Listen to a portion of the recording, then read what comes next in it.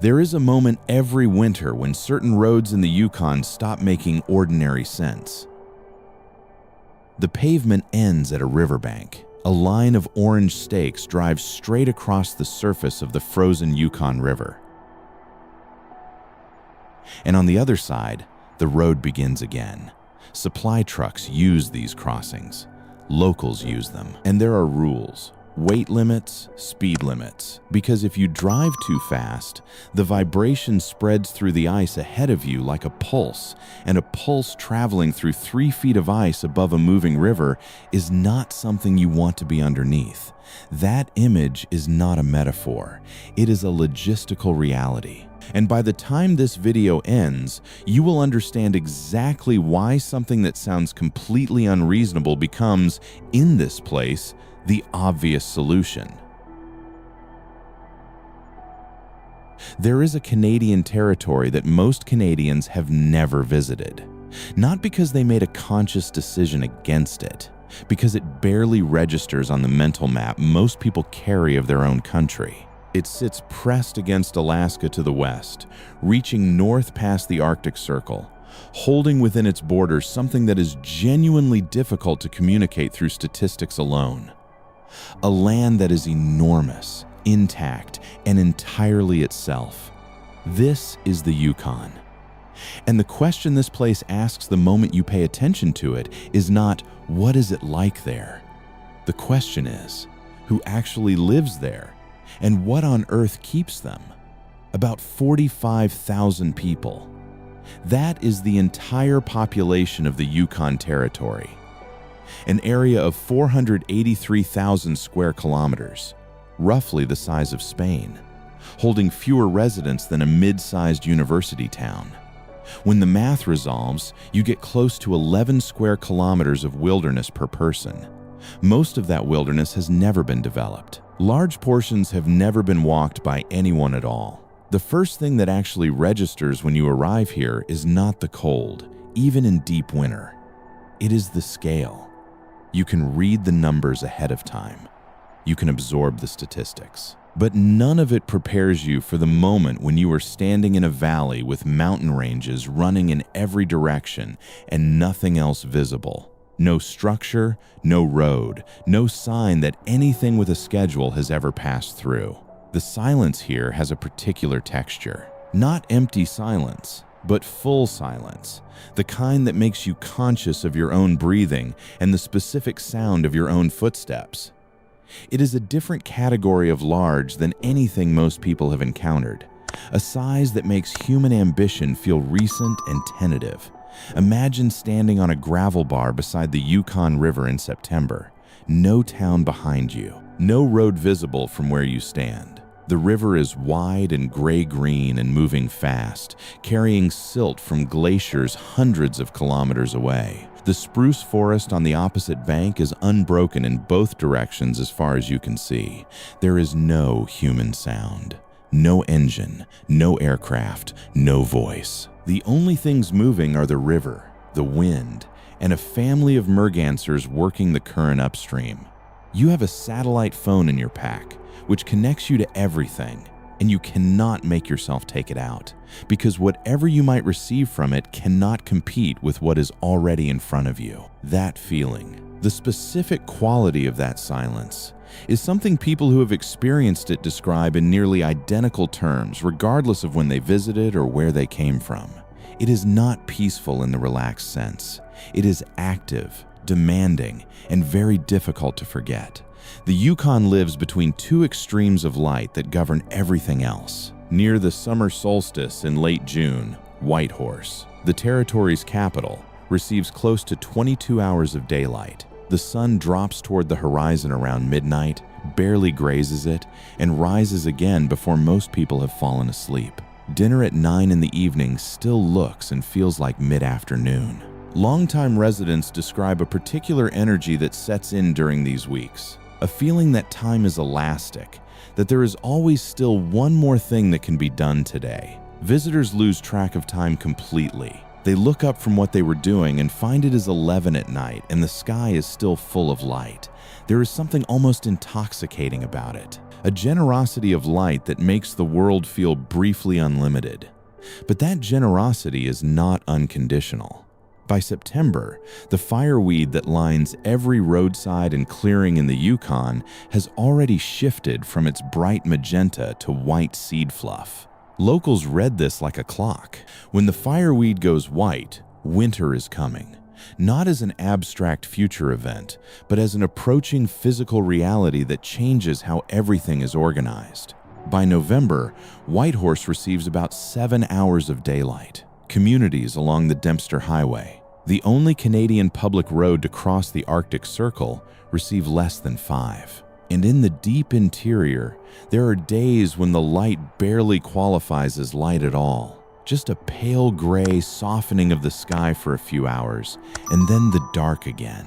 And then there is what the dark brings with it. -25 is a normal November night in Whitehorse. -30 is not unusual. In communities along the Dempster, -50 happens. Not as an extreme weather event, but as a regular feature of January and February. Try to understand what -50 actually means to live in. Metal tools left outside overnight can snap under pressure the following morning. Diesel fuel thickens in the engine unless it has been chemically treated to flow at extreme cold. The moisture in your exhaled breath freezes immediately in the air and falls as tiny ice crystals. Locals call this diamond dust, and it sounds poetic until you realize it means the air is too cold to hold water vapor at all. At these temperatures, bare skin pressed against metal produces frostbite in seconds. Stepping outside without covering your face is measured in minutes before real damage occurs. You do not leave your car unattended in a parking lot and walk away, because the risk of something seizing or cracking while you are gone is genuine, and the consequences of being stranded at -40 are not trivial. The cold at this level is not weather in the standard sense. It is an environment with its own physics, and living inside it requires a fundamentally different relationship with preparation, materials, and risk. And yet, ask someone who has lived in the Yukon for 10 years which season they would actually choose, and a significant number of them will say winter without hesitation. Not because it is easy, because of something more specific. A stillness that arrives when everything freezes and stops moving. An optical clarity to the cold air that makes colors, when they appear, almost unnaturally sharp. And on certain clear nights in January, temperature at -40, northern lights shifting in green and white curtains across the sky above you. People who have experienced it describe it in terms that come uncomfortably close to reverence. No signal, no traffic, no sound from any human source. Just the sky doing something extraordinary above a landscape that has been doing this for thousands of years before anyone arrived to witness it. That is the first contradiction the Yukon offers. The conditions most likely to drive people away are also the conditions that make some people feel, for the first time, that they are exactly where they belong. There is a reason for this that is more practical than it sounds. In extreme cold, the rules of the physical world assert themselves in very direct ways. There is no arguing with -40. There is no pretending that your jacket is warm enough when it is not. The feedback between your decisions and their consequences is immediate and clear. You prepared properly or you did not. You left at the right time or you did not. That directness, which can sound harsh from a distance, produces in the people who live inside it a particular quality of competence and self-knowledge that is genuinely difficult to build in environments where the stakes are softer. People in the Yukon know things about themselves, their actual limits, their real capabilities, that most people simply never have occasion to discover. Wildlife here is not something you go looking for. It is part of the background condition of life in the territory. The porcupine caribou herd migrates across the northern Yukon every year, around 200,000 animals. When they move, the ground actually vibrates. When they cross a river in full numbers, the surface of the water turns dark with bodies, and the sound carries for kilometers in every direction. People who have witnessed a full herd crossing describe a specific quality of experience. an immediate and involuntary sense of connection to deep time. This is what most of the land looked like before it was divided and fenced. This is what a landscape still sounds like when the animals that evolved within it are still here in their original numbers. Grizzly bears work the tundra slopes along the Dempster in late summer with focused efficiency, rolling shoulders, snapping ground squirrels out of the earth with a power that looks almost industrial. Wolf packs move through the interior in numbers large enough to take down moose. Lynx cross the roads at dawn with an indifference to traffic that suggests they have never been given a reason to be cautious of vehicles. Dall sheep occupy vertical-looking ridgelines above the highways. Golden eagles ride thermals for hours without a single noticeable wing beat. Living alongside this density of large wildlife demands a recalibration of how you understand your own position. A grizzly bear encountered on a trail is not a wildlife documentary moment. It is a 400-kilogram predator operating inside its own logic on land it has occupied for centuries,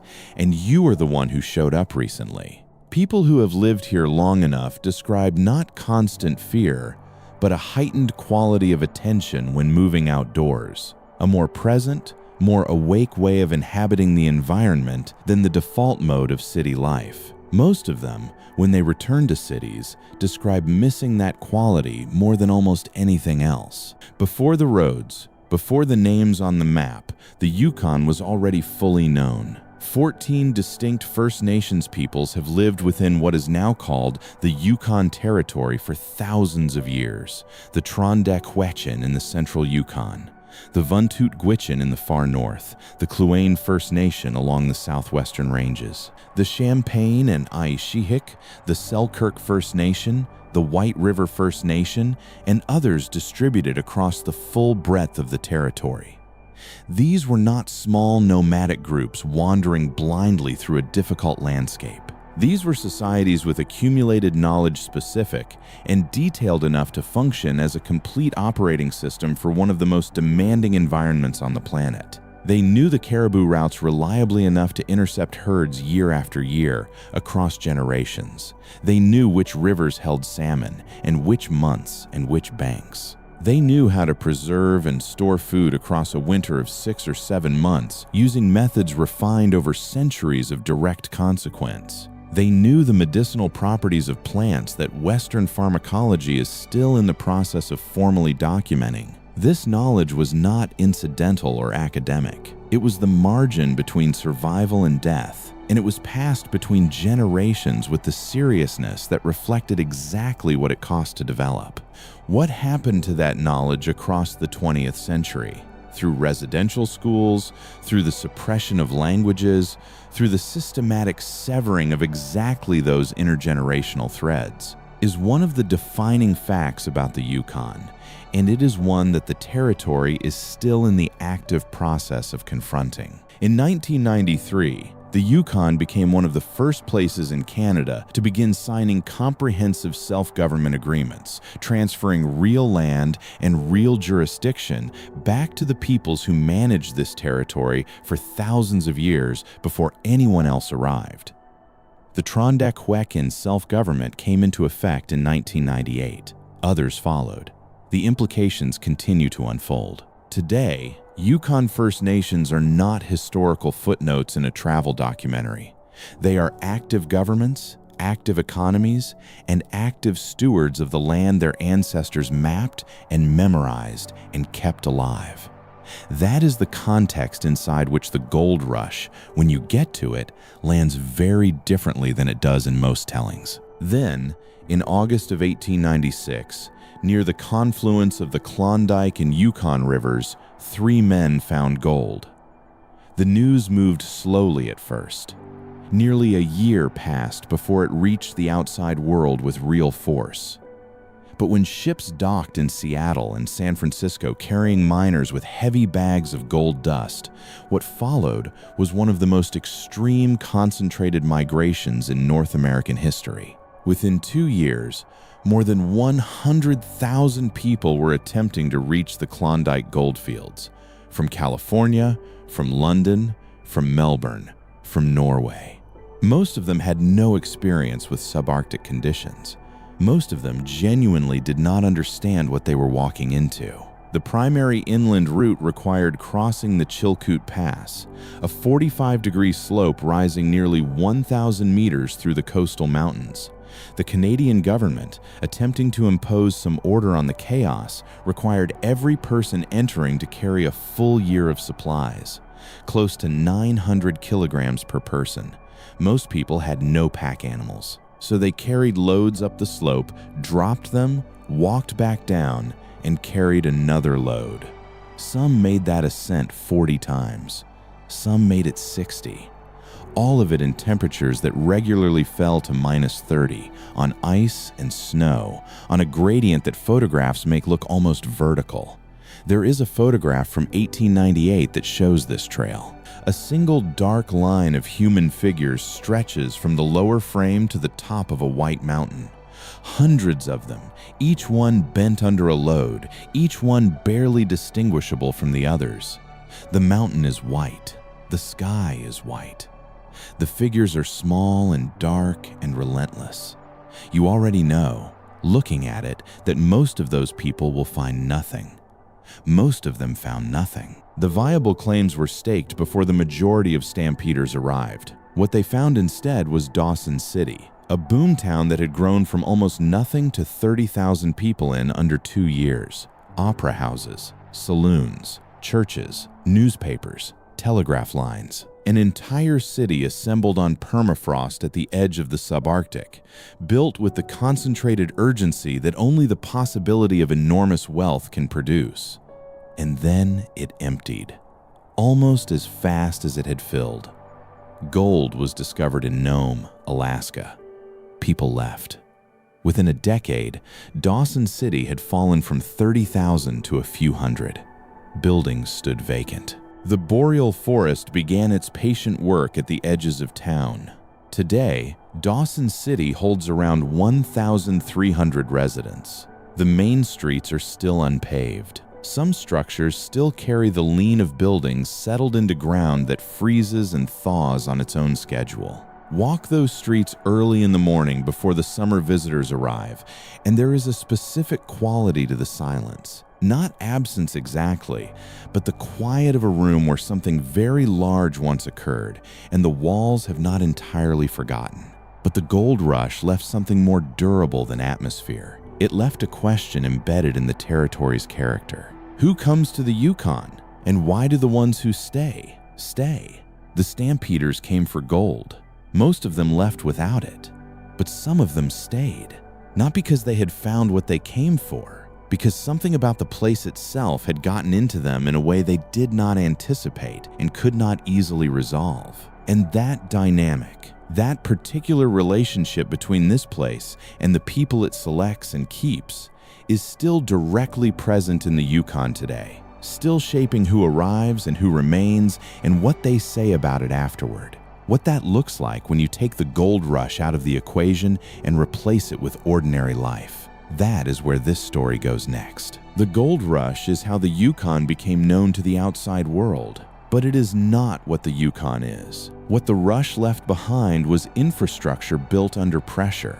The Alaska Highway, constructed in 1942 in 8 months of wartime urgency to connect Alaska to the rest of North America, now forming the main artery of the territory. And it left something less tangible but more lasting, a cultural template. The idea that people who come to the Yukon tend to have made a choice, not a default, not an inheritance. A deliberate decision to be somewhere that demands something from you in exchange for something real in return. Whitehorse is home to roughly 30,000 of the Yukon's 45,000 residents, which means the capital holds 2/3 of the entire territorial population within a single city. If you have never been to Whitehorse and you picture a remote northern outpost, your image is probably wrong. There are coffee shops with specialty roasts. There is a craft brewery. There is a contemporary arts community that operates with a seriousness and creative energy entirely disproportionate to the population size. There is an indigenous cultural presence that has grown significantly more visible in recent decades, as self-government agreements between the Yukon government and First Nations have shifted political and economic power in ways that are still unfolding. The Yukon Arts Center hosts exhibitions and performances that would not feel out of place in a much larger city. The food scene has expanded well beyond what most people expect of a northern town. There is a functional, walkable city sitting beside the Yukon River against a backdrop of spruce-covered mountains, and it is unexpectedly pleasant to be in. But step outside of Whitehorse, and the scale reasserts itself immediately. The Yukon has approximately 4,600 kilometers of road. In most provinces, that number would describe a regional system within a larger network. In the Yukon, it is essentially the full inventory. Communities like Dawson City, Watson Lake, Faro, Ross River, and Haines Junction are real places with real residents. But they are separated from each other and from Whitehorse by hours of driving through terrain that holds nothing in between. Old Crow, the northernmost community in the Yukon, is not connected to the road system at all. The only way in or out is by air. Population: around 300 people. This is the reality that organizes daily life across the territory. Access is a permanent variable, not a solvable problem. When weather is extreme enough, roads that are technically open become practically impassable. A medical emergency in a remote community is also a logistics challenge before it is anything else. The Dempster Highway, that road crossing the Arctic Circle and continuing 736 kilometers through completely uninhabited terrain to Inuvik, features 2 river crossings where ferries operate in summer and ice roads operate in winter. In the transition weeks between freeze-up and ice becoming safe, or between ice breakup and the ferry resuming, there is no crossing at all. The road ends at the riverbank. On the other side, it begins again. Nothing connects them. That gap can last for weeks. People who live along the Dempster plan for it. They stock up. They schedule their travel around it. They manage their lives around a structural interruption that cannot be negotiated with or appealed to. And most of them, when you ask about it, do not frame it as a burden. They frame it as a condition, something the place comes with, and something they accepted when they accepted the place. Because here is what extreme isolation does to a community that the sociology of cities rarely demonstrates. In a city of millions, anonymity is the operational default. You can share a building with the same person for 5 years and not know their name. In a community of 300 people, everyone knows not only your name, but your car, your routine, roughly how your week has gone, and whether you seem like yourself today. That visibility can feel suffocating to some people. To others, and the others tend to be the ones who stay. It feels like the opposite of being alone. Like being embedded in a web of mutual knowledge and mutual obligation that provides a kind of structural support that no digital social network can replicate. People in small Yukon communities describe helping a neighbor they barely know as a matter of course, not an act of exceptional generosity. Simply what happens when the nearest parts store is 4 hours away and the person down the road has the tool you need. The distance between settlements compresses the distance between people in ways that are not predictable from the outside. Need becomes more direct, less mediated, less complicated when the alternatives are genuinely limited. And over time, that directness becomes a quality of life that people find very hard to walk away from when they try to leave. There is also a layer to the Yukon that most people never think to ask about, and which tends to stop people mid-sentence when they hear it. The terrain that now forms the northern and central Yukon was never fully covered by the great ice sheets that blanketed most of North America during the last glacial maximum. While the continent to the south lay under kilometers of ice, large parts of the Yukon remained ice-free, a refugium of grassland and scrub that supported woolly mammoths, horses, giant bison, and steppe lions. And through this landscape, across a land bridge that connected Asia to North America where the Bering Strait now sits, the first human beings walked into the Americas. They walked through what is now the Yukon. Some of them kept going south. Some of them stayed. The people who stayed became the ancestors of the First Nations peoples still here today. So when you stand in the northern Yukon and you feel that sense of deep time, of something unchanged and very old, that instinct is not wrong. You are standing on ground that connects directly to the earliest chapter of human presence on this continent. The Yukon's economy has historically been built on extraction. Gold first, then silver, then lead and zinc, then copper and other minerals. The territory sits above significant mineral wealth that has never been fully mapped, let alone extracted. Mining still operates, and when global commodity prices move, there are surges of activity in remote areas that briefly transform quiet ridgelines into industrial operations and then go quiet again when the cycle turns. Tourism has grown, and the experiences that draw visitors to the Yukon are not the kinds that can be replicated elsewhere. The aurora borealis over the Dempster, visible with an intensity that light-polluted skies make impossible in most of the world. The midnight sun, which sounds like a gimmick until you have actually sat outside at 2 in the morning in full daylight. The Yukon Quest, one of the most demanding sled dog races on the planet, covering 1,600 kilometers between Whitehorse and Fairbanks, Alaska, in the dead of February. Watching a musher and a team of 12 dogs push into the dark on a -30 night, heading into a week of wilderness with no support crew, is a particular kind of experience. It does not invite casual feelings. And then there is the government, which is one of the largest employers in the territory. In places with small populations and few large private industries, territorial government services become a foundation of economic stability that they rarely are in larger, more diversified economies.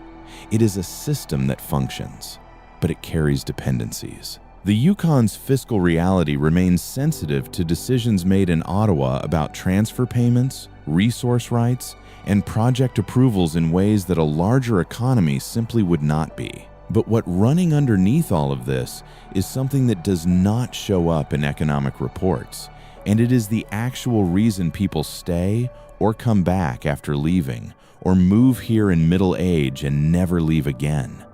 It is harder to quantify than an income figure or a crime rate. It has to do with what this place asks of you.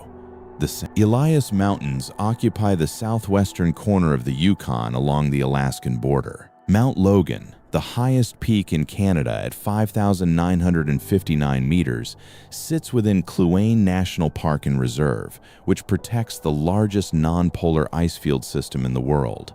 Most people will never see the interior of it. The icefield is accessible only by ski plane or by weeks of expedition travel through a landscape with no trails and no infrastructure. But you can see the edge of it from the Alaska Highway.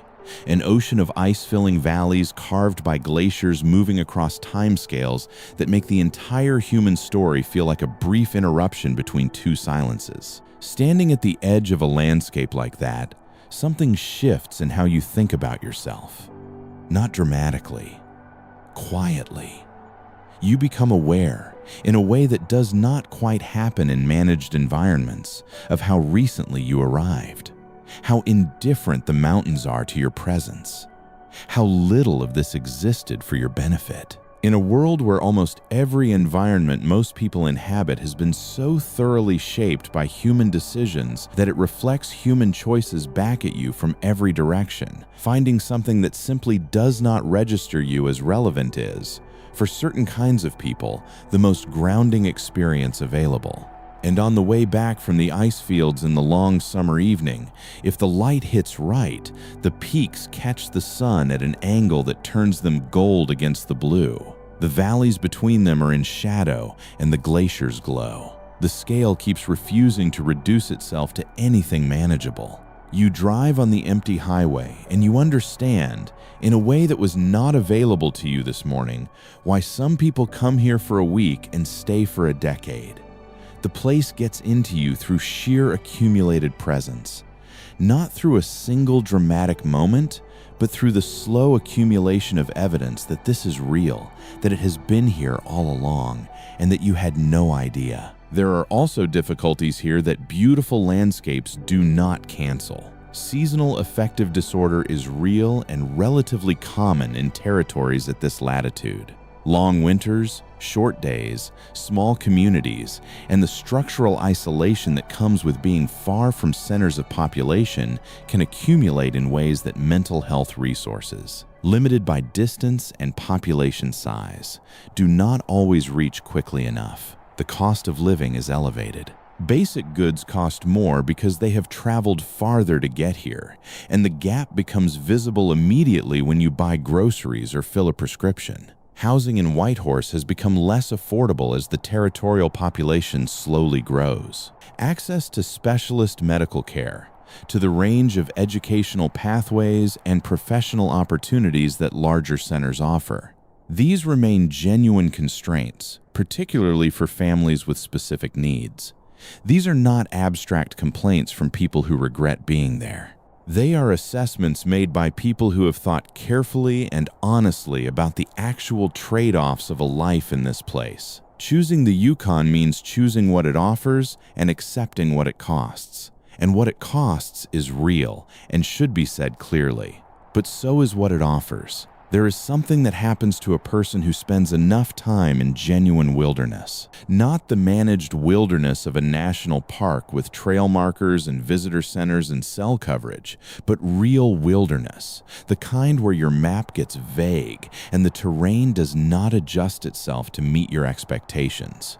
You become, slowly and without quite noticing, a more accurate version of yourself. The ambient noise that fills most lives in connected, fast-moving places falls away without being asked. What remains tends to be clearer. What you actually value. What actually matters. How much of your ordinary anxiety was always circumstantial, and how much of it is genuinely yours. People who have lived in the Yukon and then returned to cities describe the experience of re-entry as disorienting in a very specific way. Not because cities are unpleasant, but because the pace and the noise and the density that once felt normal now feel slightly arbitrary, like a speed that was never actually necessary, being maintained for reasons no one can quite explain. The Yukon does not make life easier. It makes life more honest. And maybe that is the answer to the question this place has been asking since the first paragraph. Not why would anyone live there, but what is it that people in easier places are looking for and finding difficult to locate? Because the Yukon, this vast, cold, difficult, beautiful place at the edges of the map, seems to offer it to anyone willing to stay long enough and sit still long enough to receive it. Not comfort. Contact. Contact with something that was here before everything we have built, and that will be here, calmly and completely indifferently, long after all of it is gone. And perhaps the reason some people drive across ice roads and stack firewood through October and watch the light disappear for months and stay anyway is simply that they have found, in all of that difficulty, something that feels more real than what they left behind. There is a thing that happens in the first week of real darkness in November. The days have been shortening since August, slowly at first and then with increasing speed, and suddenly one morning you wake up and there is simply no pretending that summer is still somewhere nearby. The dark is here, and it is committed. And what people who live in the Yukon describe about that moment is not depression, exactly, though that is a real risk they manage, seriously. What many of them describe is something closer to surrender, an acceptance of a rhythm much older than electricity, much older than schedules. The dark comes, and you light the fire, and you go inside. And inside, across the territory, in communities of 300 and in a city of 30,000, life continues, quieter, slower, more deliberate, and to a remarkable number of people, richer than they knew winter could be. If this was your first video with us, there are many more like it. Places that most people will only ever see at a distance, explored closely enough to understand what it actually feels like to live there, not just to pass through. If you want to be notified every time we release something new, subscribing and turning on the bell takes about 3 seconds, and it means you will not miss the next one. And if you have thoughts about the Yukon, or if there is a place you want us to explore next, the comments are genuinely read. Every single one. The next destination is already being prepared.